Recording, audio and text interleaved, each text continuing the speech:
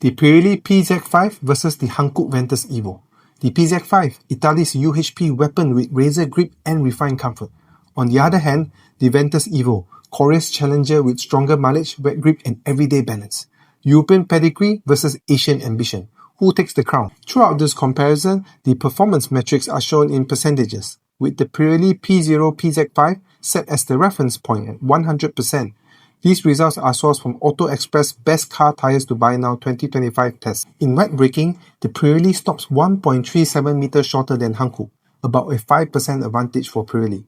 In wet handling, Pirelli is just 0.18 seconds quicker, a 0% difference.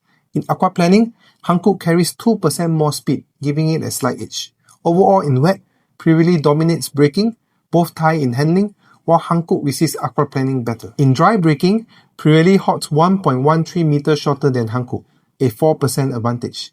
In dry handling, Pirelli is just 0.08 seconds faster, slightly a 1% edge. In dry, Pirelli shows a small but clear lead in braking and handling. When it comes to mileage, from our estimates, the Hankook is estimated to deliver 28% more mileage than Pirelli. The Ventus Evo clearly takes the crown for longevity. When it comes to noise and comfort, Hankook scores 3% much more higher.